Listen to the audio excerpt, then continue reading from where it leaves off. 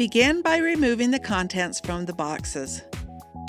Locate the installation manual in box number 1 so you can refer to it throughout the installation process.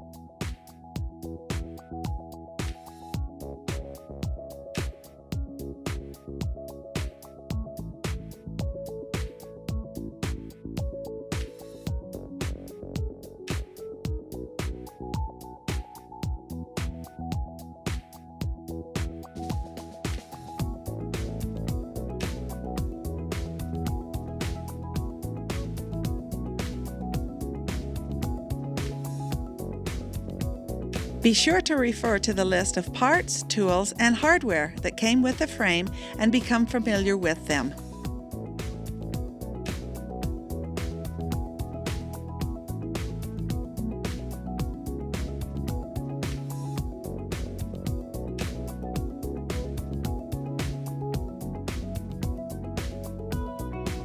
If you purchased a 10-foot frame, the 4th box has a 2-foot table and poles. Refer to the manual for the parts, hardware, and tools you'll need for this step. Make sure both height adjustable legs are initially set to their lowest height setting. Be sure to orient the left and right legs correctly. The batting bar bracket needs to be on the outside of the leg and at the front of the frame. Screw the leveling feet about halfway into the bottom of each leg.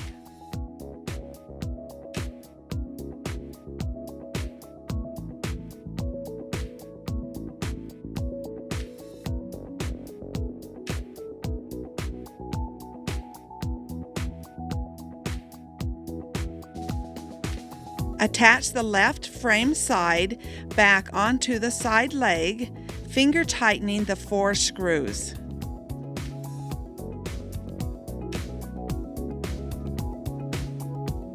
Attach the left frame side front onto the side leg, finger tightening the 4 screws.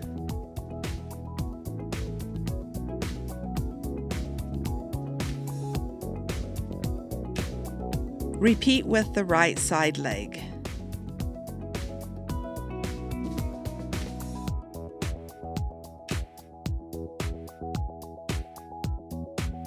Refer to the manual for the parts, hardware, and tools you'll need for this step.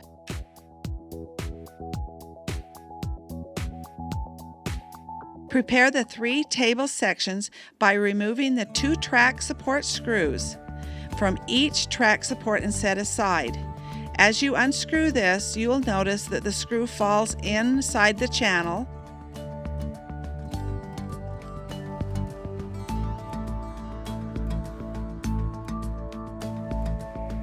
There's the track, and there's the screw that falls down onto the floor. Place the 2 4-foot table sections face down on the floor, end to end. Join the sections together with the table splice brace. Line up the holes and make sure the flange of the brace is on top. Finger tighten the 6 screws.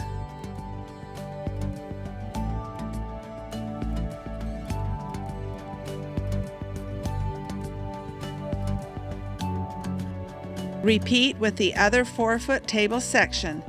If you are assembling a 10-foot table, make sure the 2-foot section is in the middle. Make sure the table sections are as close together as possible and that there is no gap. Use the wrench to tighten the 4 side screws on each table splice brace until the brace touches the sides of the table frames, and then loosen the screw 1/2 turn.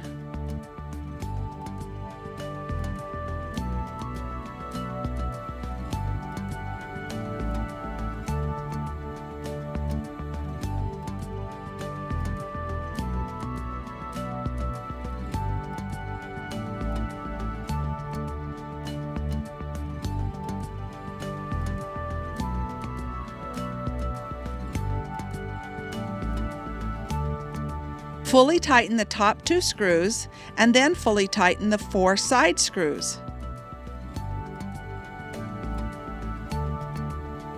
Do this for the remaining 3 braces.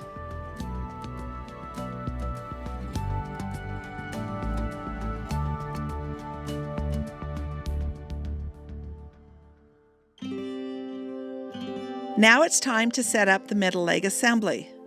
Refer to the manual for the parts, hardware, and tools you'll need for this step. Your tools may be different than the tools we're using in this video. Install 2 leveling feet about halfway into the 2 middle legs.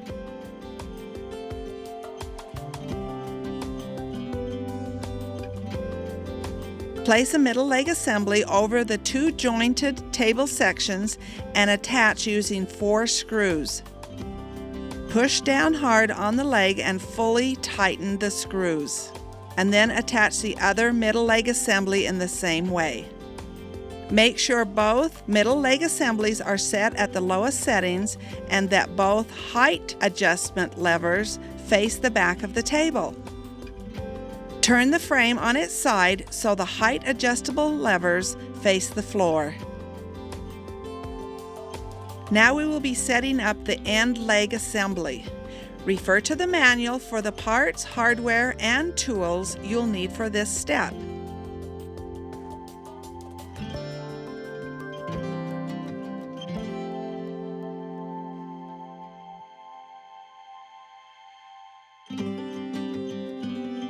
Slide the left leg under the table.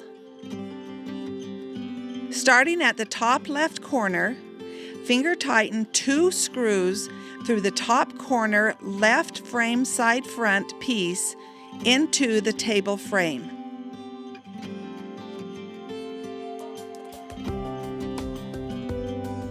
Align a frame side coupler to the holes in the left frame side front and the left frame side back, and finger tighten 4 screws through the coupler, the frame side, and into the table.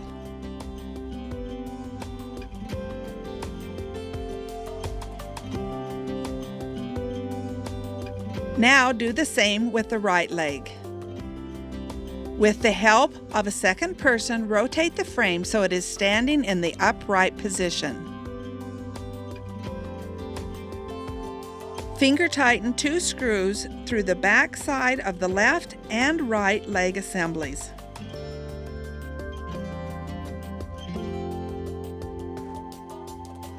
There should be very little or no gap between the bottom of the table and the top of each leg.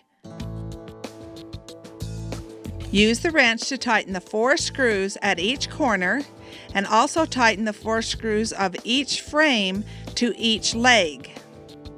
Place the table where it will be used. Use a level as you adjust the leveling feet to ensure the table is level, both front to back and side to side.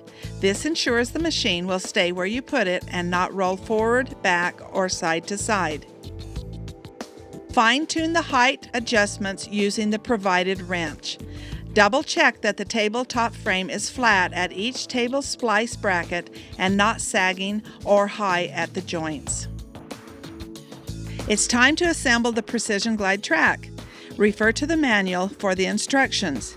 If you have a fusion frame, the track is already assembled for you. Lay 3 track support sections on the table upside down and end to end, with the wider lip of the sections facing toward the outside of the table.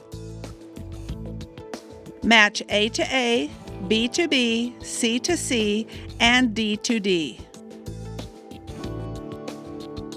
Check inside the ends of the track supports for debris and remove any foreign matter.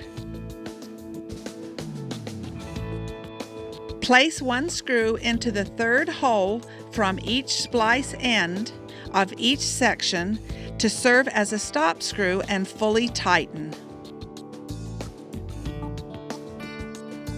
Insert a coupler into one prepared end of one track support section up to the stop screw. Thread a screw into the first hole and lightly tighten. Insert the other end of the coupler into the second prepared track support section. Hold the two adjoining track support sections tightly together and thread a screw into the first hole of the second track support and lightly tighten. You may need to gently rock the track support to seat the coupler. Insert another screw into the track support, align and tighten. Repeat with another track support section and coupler. Make sure everything is aligned and fully tighten the screws. Insert a plastic track completely into one side of the aluminum track. The plastic track should slide into the track support easily. If not, back it out slightly and try again. Insert another plastic track into the opposite side of the track support. Assemble the other track support in the same way. Now we attach the tracks to the table. Secure one track to the back of the quilting frame. Line up the track support by holding it tightly against the plastic tabletop as you secure it to the frame. Attach very loosely with 6 screws. Repeat the process for the front of the frame. Now remove the machine and carriage from the machine box.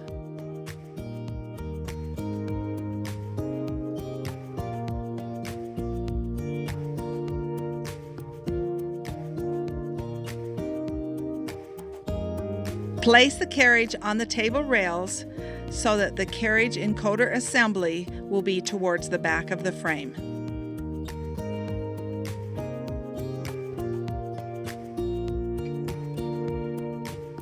Roll the carriage back and forth along the length of the table. The wheels should engage the track on both the front and the back of the carriage. This helps to establish the distance between the two tracks. Place the machine onto the carriage and roll it the entire length of the frame, working the tracks into the wheels as you go.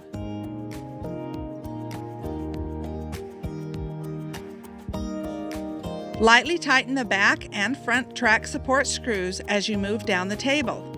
Check the carriage to verify that it rolls smoothly and that both ends of the carriage are engaging the tracks. Once the carriage moves smoothly along the length of the track, fully tighten the screws to secure the front track to the table.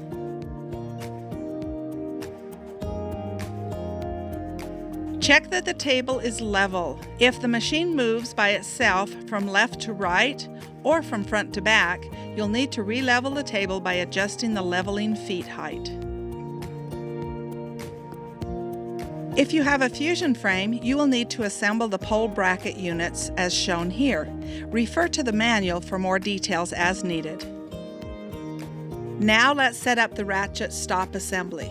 Refer to the manual for the parts, hardware, and tools you'll need for this step. We are showing how to attach the ratchet stop and hand wheel to the right side of the frame.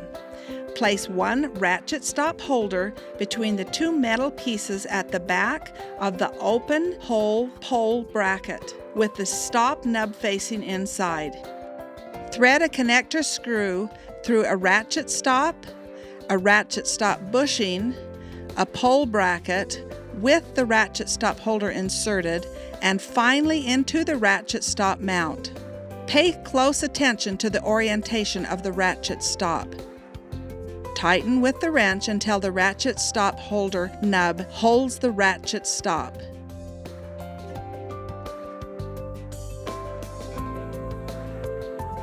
In the same manner, attach the remaining ratchet stops and ratchet stop holders to the front of the pole bracket. Now it's time to attach the pole brackets. Slide the open hole pole bracket down over the metal frame mount on the right side of the frame. Refer to the manual for the holes to use.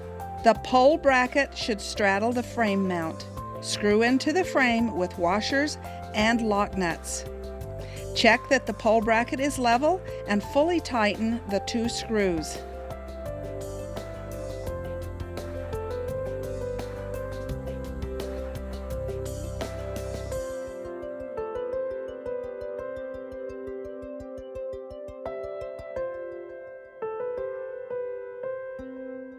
Now, slide the plugged hole pole bracket over the metal frame mount on the left side.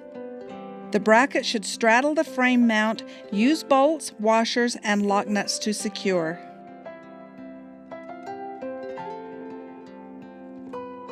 Now it's time for the pole assembly. The width of the frame will vary depending on how many of the pole sections you use. We are showing how to assemble a 12-foot frame using 3 4-foot sections for each of the 5 poles. Join 2 4-foot pole sections together by inserting a pole coupler into the end of one pole section, pressing the spring button as it slides in. Continue sliding until the spring button pops out of the hole in the pole section. Repeat to add the other 2 pole sections to complete a 12-foot pole. Make 4 more 12-foot poles. If you have a 10-foot frame, use a 2-foot section in the center of each of the 5 poles. It's time now to attach the pole ends to the poles. There are 2 poles that need a pole end on each side, and there are 3 poles that need a pole end on one side and a ratchet wheel assembly on the other side. Hold on to the outside pole end and push in the nut end of the bolt until the wedge slides out. Prepare the remaining pole ends in the same way. Slide a pole end into the end of one pole. Check that the pole end is inserted completely. While holding the pole, tighten the lock nut. This expands the outer pole end, ensuring a tight fit. If you have difficulty tightening the lock nut, temporarily loosen and remove the lock nut and replace it with a regular nut and use it to ensure a tight fit. Then remove the regular nut and replace it again with a lock nut to secure the end of the pole. Repeat this process for the rest of the pole ends.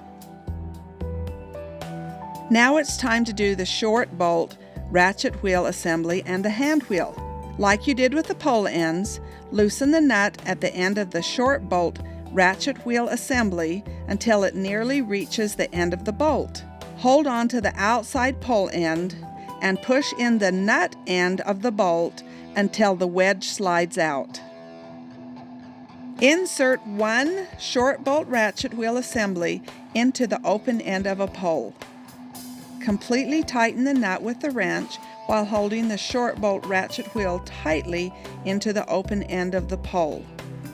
This expands the outer pole end, ensuring a tight fit.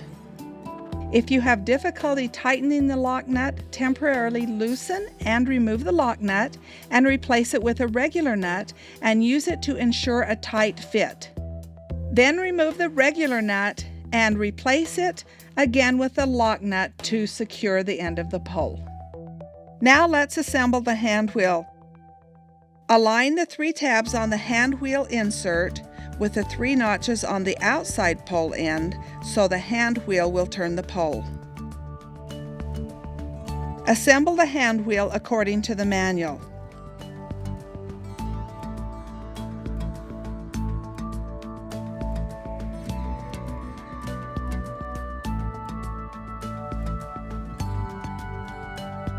Then slide the hand wheel assembly into the open end of the remaining pole. Hold the open end of the pole and tighten the nut with the wrench. Make sure the hand wheel engages the ratchet wheel and does not spin loosely, and that the 3 tabs of the outside pole end align with the 3 holes in the ratchet wheel. This completes the take-up pole. This is the take-up pole. This is the top pole. This is the backing pole. This is the idler pole. And this is the batting pole. It's time to attach the poles to the frame. First, attach the idler pole. Then attach the take-up pole.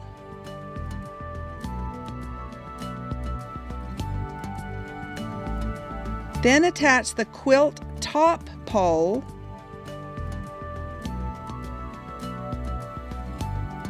Next, attach the backing pole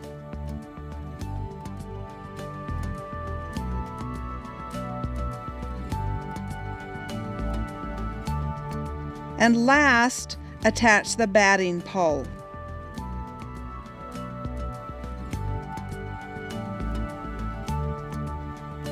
Then slide the rubber end cap onto the end of each bolt sticking out of the pole ends. In your packaging, you will receive 2 small Velcro strips to attach to the side brackets and 3 bundles of leader Velcro to attach to the poles. You will receive 4 bungee clamps for the Avante and 6 bungee clamps for the Fusion. Thread the bungee cord from the inside of the frame through the bungee slot and then pull the cord in a downward motion to lock the bungee clamp in place.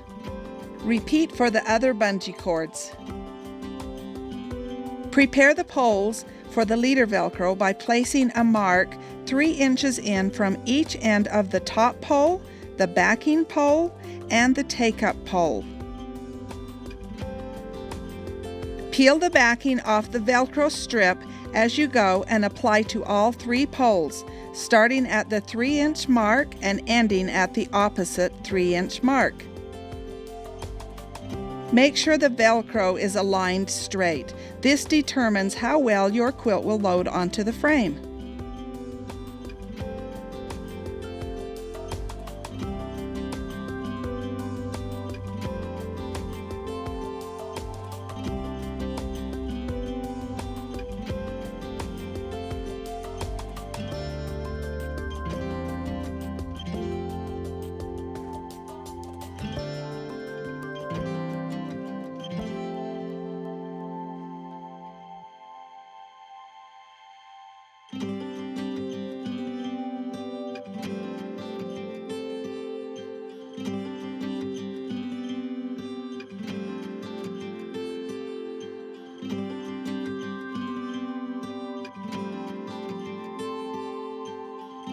It's time to attach the leaders. First, mark the center of the quilt top pole, the backing pole, and the take-up pole with a permanent marker. The marked leaders provided with the HQ Studio frame are sized for the 12-foot frame. If you are setting the frame up at the 8-foot or a 4-foot length, you will need to cut the leaders to fit. You may want to serge the ends of the leaders so they won't fray. Mark the center of the leaders on both the Velcro strip and the hemmed edge. Align the leader with the pole, starting in the center and working out to each end. You will do this process on the backing pole and the quilt top pole, so the marked sides of the leader hang to the center between the poles. It's a waterfall effect.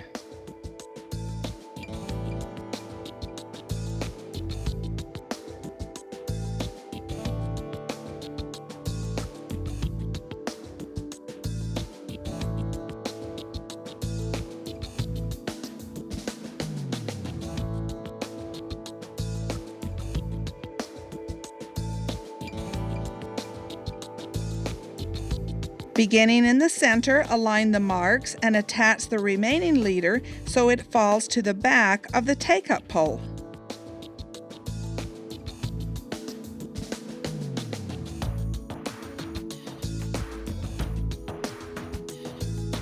Once you've set up your frame, it's time to finish setting up your Handi quilter machine.